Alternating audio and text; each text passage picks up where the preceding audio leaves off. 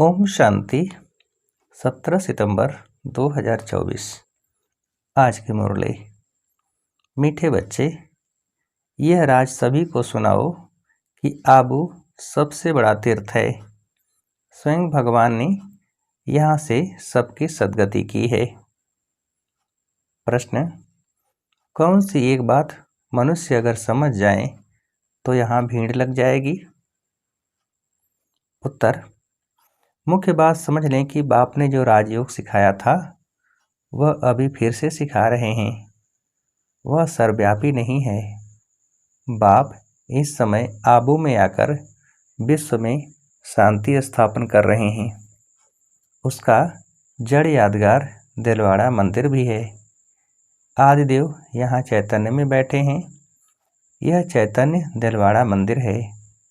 यह बात समझ लें तो आबू की महिमा हो जाए और यहाँ भीड़ लग जाए। आबू का नाम बाला हो गया तो यहाँ बहुत आएंगे। ओम शांति। बच्चों को योग सिखाया और सब जगह सब आप ही सीखते हैं। सिखलाने वाला बाप नहीं होता, एक दो को आप ही सिखलाते हैं। यहाँ तो बाप बैठ सिखलाते हैं बच्चों को। रात दिन का फर्क है। वहाँ तो बहुत मित्र संबंधी आदि याद आते रहते हैं, इतना याद नहीं कर सकते हैं, इसलिए देही अभिमानी बहुत मुश्किल बनते हैं। यहाँ तो देही अभिमानी तुमको बहुत जल्दी बनना चाहिए, परंतु बहुत हैं जिनको कुछ भी पता नहीं है। शिव बाबा हमारी सर्विस कर रहे हैं, हमको कहते हैं अपने को आत्मा समझ बाप को याद करो। जो बाप इसमें विराजमान है, यहाँ विराजमान है, उनको याद करना पड़ता है। बहुत बच्चे हैं जिनको यह निश्चय ही नहीं है कि शिव बाबा ब्रह्मा तन द्वारा हमको सिखला रहे हैं। जैसे और लोग कहते हैं हम कैसे निश्चय करें, ऐसे यहाँ भी है। अगर पूरा निश्चय होता है तो बहुत प्यार से बाप को याद करते करते अपने में बल भरते, बहुत सर्विस करते, क्योंकि सारे विश्व को पावन बनाना है ना। योग में भी कमी है तो ज्ञान में भी कमी है। सुनते तो हैं परंतु धारणा नहीं होती। अगर धारणा हो तो फिर औरों को भी धारणा करावें। बाबा ने समझाया था, वे लोग कॉन्फ्रेंस आदि करते रहते हैं, विश्व में शांति चाहते हैं, परंतु विश्व में शांति कब थी, किस प्रकार हुई थी, वह कुछ भी नहीं जानते।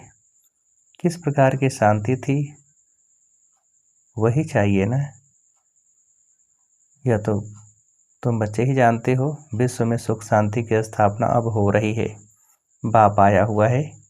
कैसे दिलवाड़ा मंदिर है, आदिदेव भी है और ऊपर में विश्व में शांति का नज़ारा भी है।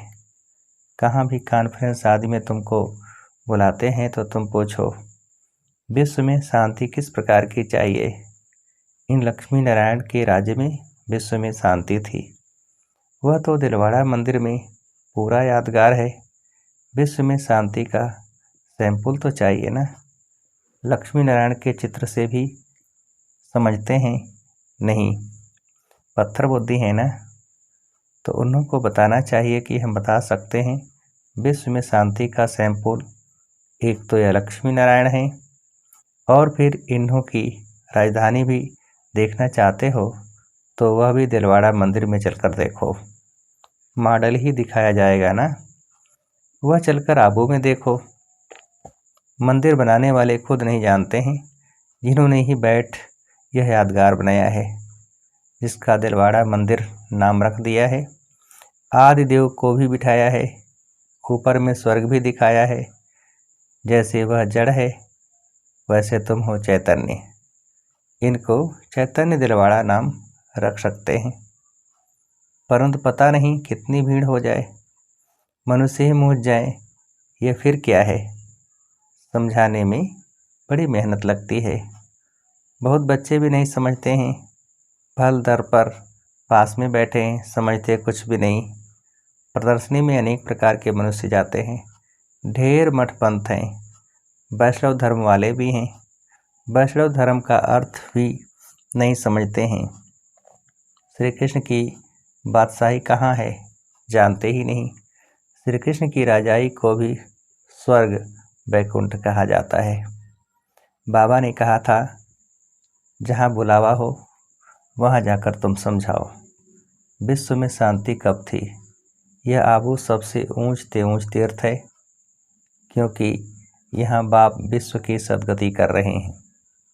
आबू पहाड़ी पर उनका सैंपल देखना हो तो चलकर दिलवाड़ा मंदिर देखो। विश्व में शांति कैसे स्थापन की थी, उनका सैंपल है। सुनकर बहुत खुश होंगे, जैनी लोग भी खुश होंगे। तुम कहेंगे यह प्रजापिता ब्रह्मा हमारा बाप है, आदिदेव। तुम समझाते हो फिर भी समझते नहीं हैं। कहते हैं ब्रह्मा कुमारियाँ पता नहीं क्या कहती हैं। तो अब तुम बच्चों को आबू की बहुत ऊंची महिमा करके समझाना चाहिए। आबू है बड़े ते बड़ा तीर्थ। बॉम्बे में भी समझा सकते हो, आबू पहाड़ बड़े ते बड़ा तीर्थ है, क्योंकि परम पिता परमात्मा ने आबू में आकर स्वर्ग की स्थापना की है। कैसे स्वर्ग की रचना रची है, वह स्वर्ग का और आदिदेव का मॉडल सब आबू में है, जिसको कोई भी मनुष्य समझते नहीं।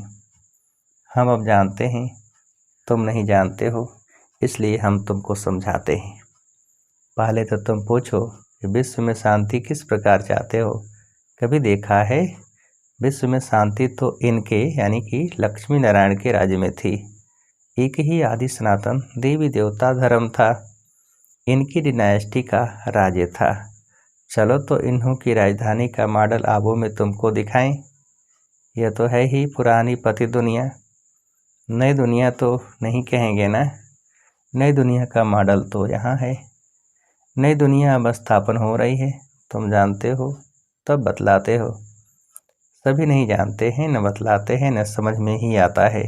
बात है बहुत सहज। ऊपर में स्वर्ग की राजधानी खड़ी है, नीचे आदिदेव बैठा है, जिसको एडम भी कहते हैं। वह है ग्रेट ग्रेट ग्रैंडफादर।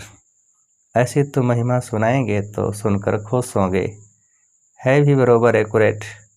कहो तुम श्री कृष्ण की महिमा करते हो, परंतु तुम जानते तो कुछ नहीं हो। श्री कृष्ण तो वैकुंठ का महाराजा, विश्व का मालिक था। उसका तो मॉडल देखना चाहते हो तो चलो आबू में, तुमको वैकुंठ का मॉडल दिखाएंगे। कैसे पुरुषोत्तम संगम पर राजयोग सीखते हैं, जिससे फिर विश्व के मालिक बने हैं, वह भी मॉडल दिखाएं। संगम युग की तपस्या भी दिखाएं। प्रैक्टिकल जो हुआ था उनका यादगार दिखाएं। शिव बाबा जिसने लक्ष्मी नारायण का राज्य स्थापन किया, उनका भी चित्र है। अम्बा का भी मंदिर है। अम्बा को कोई 10-20 भुजाएं नहीं हैं, भुजाएं तो 2 ही होती हैं। तुम आओ तो तुमको दिखाएं। बैकुंठ भी आबू में दिखाएं। आबू में ही बाप ने आकर सारे विश्व को हेमन बनाया है, सदगति दी है। आबू सबसे बड़ा तीर्थ है। सब धर्म वालों की सदगति करने वाला एक ही बाप है। उनका यादगार चलो तो आपको आबू में दिखाएं। आबू की तो बहुत तुम महिमा कर सकते हो, तुमको सब यादगार दिखाएं। क्रिश्चियन लोग भी जानना चाहते हैं, प्राचीन भारत का राजयोग किसने सिखाया, क्या चीज़ थी, बोलो चलो आबू में दिखाएं। बैकुंठ भी पूरा एक्यूरेट बनाया है, ऊपर छत में। तुम ऐसा नहीं बना सकते हो, तो यह अच्छी रीति बताना है। टूरिस्ट धक्का खाते हैं, वह भी आकर समझें। तुम्हारा आबू का नाम बाला हो गया तो बहुत आएंगे। आबू बहुत मशहूर हो जाएगा। जब कोई पूछते हैं कि विश्व में शांति कैसे हो, सम्मेलन आदि में निमंत्रण देते हैं तो पूछना चाहिए, विश्व में शांति कब थी, वह जानते हो? विश्व में शांति कैसे थी, चलो हम समझाएं। मॉडल्स आदि सब दिखाएं। ऐसा मॉडल और कहाँ भी नहीं है। आबू ही सबसे बड़ा ऊंच तीर्थ है, जिसमें बाप ने आकर के विश्व में शांति सर्व की सदगति की है। यह बातें और कोई नहीं जानते। तुम्हारे में भी नंबरवार हैं, भल बड़े महारथी, म्यूजियम आदि संभालने वाले हैं, परंतु ठीक रीति किसको समझाते हैं व नहीं? बाबा रीड तो करते हैं ना? बाबा सब कुछ समझते हैं, जो भी जहाँ भी हैं उनको समझते हैं। कौन कौन पुरुषार्थ करते हैं क्या पद पाएंगे। इस समय अगर मर पड़े तो कुछ भी पद पा नहीं सकेंगे। याद की यात्रा की मेहनत वह समझ नहीं सकते। बाप रोज रोज नई बातें समझाते हैं, ऐसे ऐसे समझा कर ले आओ, यहाँ तो यादगार कायम है। बाप कहते हैं मैं भी यहाँ हूँ, आदिदेव भी यहाँ है, बैकुंठ भी यहाँ है। आबू की बहुत महिमा हो जाएगी, आबू पता नहीं क्या हो जाएगा। जैसे देखो कुरुक्षेत्र को अच्छा बनाने के लिए करोड़ों रुपया उड़ाते रहते हैं। कितने ढेर मनुष्य जाकर वहाँ इकट्ठे होते हैं। इतनी बदबू गंदगी होती है, बात मत पूछो, कितनी भीड़ होती है। समाचार आया था कि भजन मंडली की एक बस नदी में डूब गई। ये सब दुख है ना, अकाले मृत्यु होती रहती है। वहाँ तो ऐसे कुछ होता ही नहीं। ये सब बातें तुम समझा सकते हो। बातचीत करने वाला बड़ा सेंसिबल चाहिए। बाप ज्ञान का पंप कर रहे हैं, बुद्धि में बिठा रहे हैं। दुनिया थोड़े ही इन बातों को समझती है। वह समझते हैं नई दुनिया का सैर करने जाते हैं। बाप कहते हैं यह दुनिया पुरानी गई की गई। वह तो कहते हैं 40,000 वर्ष पड़े हैं। तुम तो बतलाते हो कि सारा कल्प ही 5,000 वर्ष का है। पुरानी दुनिया का तो मौत सामने खड़ा है। इसको कहा जाता है गहन अंधियारा। कुंभकर्ण की नींद में सोए पड़े हैं। कुंभकर्ण आधा कल्प सोता था, आधा कल्प जागता था। तुम कुंभकर्ण थे। यह खेल बड़ा वंडरफुल है। इन बातों को सब थोड़े ही समझ सकते हैं। कई तो ऐसे ही भावना में आ जाते हैं, सुनते हैं यह सब जा रहे हैं तो चल पड़ते हैं। उनको बताते हैं हम शिव बाबा पास जाते हैं।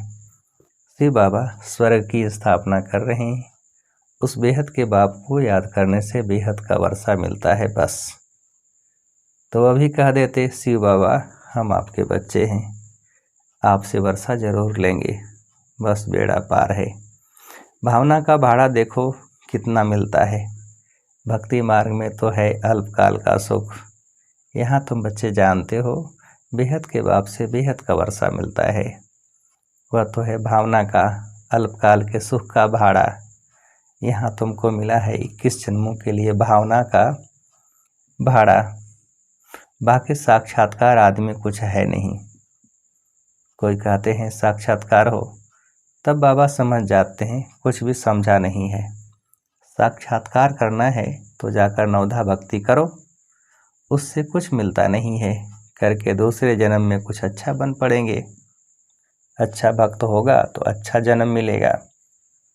यह तो बात ही न्यारी है। यह पुरानी दुनिया बदल रही है। बाप है ही दुनिया बदलने वाला। यादगार खड़ा है ना। बहुत पुराना मंदिर है। कुछ टूटता करता है तो फिर मरम्मत कराते रहते हैं, परंतु वह शोभा तो कम हो ही जाती है। यह तो सब विनाशी चीज़ें हैं।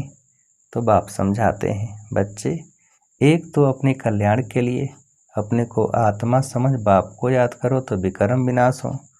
पढ़ाई की बात है।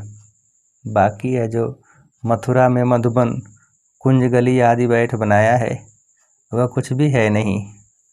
न गोप गोपियों का खेल है। यह समझने में बड़ी मेहनत करनी पड़ती है, समझाने में मेहनत करनी पड़ती है। एक एक पॉइंट अच्छी रीति बैठ समझाओ। कॉन्फ्रेंस आदमी भी चाहिए योग वाला। तलवार में जौहर नहीं होगा, किसको तीर लगेगा नहीं। तब बाप भी कहते हैं अभी देरी है, अभी मान लें कि परमात्मा सर्वव्यापी नहीं है तो भीड़ लग जाए, परंतु अभी टाइम नहीं है। एक बात मुख्य समझ जाएं कि राजयोग बाप ने सिखाया था, जो इस समय सिखला रहे हैं, इसके बदले नाम उसका डाल दिया है जो कि अभी सांवरा है। कितनी बड़ी भूल है। इससे ही तुम्हारा बेड़ा डूब गया है। अब बाप समझाते हैं यह पढ़ाई सोर्स ऑफ इनकम है। स्वयं बाप मनुष्य को देवता बनाने के लिए पढ़ाने आते हैं। इसमें पवित्र भी जरूर बनना है, दैवी गुण भी धारण करने हैं, नंबरवार तो होते ही हैं। जो भी सेंटर्स हैं सब नंबरवार हैं। ये सारी राजधानी स्थापन हो रही है, मासी का घर तो रही है। बोलो, स्वर्ग कहा जाता है सतयुग को, परंतु वहाँ का राज्य कैसे चलता है? देवताओं का झुंड देखना हो तो चलो आवो। और कोई ऐसी जगह है नहीं जहाँ ऐसे छत में राजाई दिखाई हो। भल अजमेर में स्वर्ग का मॉडल है, परंतु और बात, यहाँ तो आदिदेव भी है।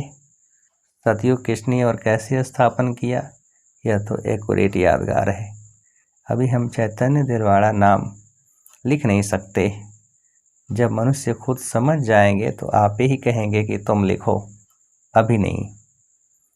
अभी तो देखो, थोड़ी बात में ही क्या कर देते हैं, क्रोधी बहुत होते हैं। देह अभिमान है ना, देही अभिमानी तो कोई हो न सके सिवाय तुम बच्चों के। पुरुषार्थ करना है, ऐसे नहीं कि जो नसीब में होगा। पुरुषार्थी ऐसे नहीं कहेंगे, वो तो पुरुषार्थ करते रहेंगे।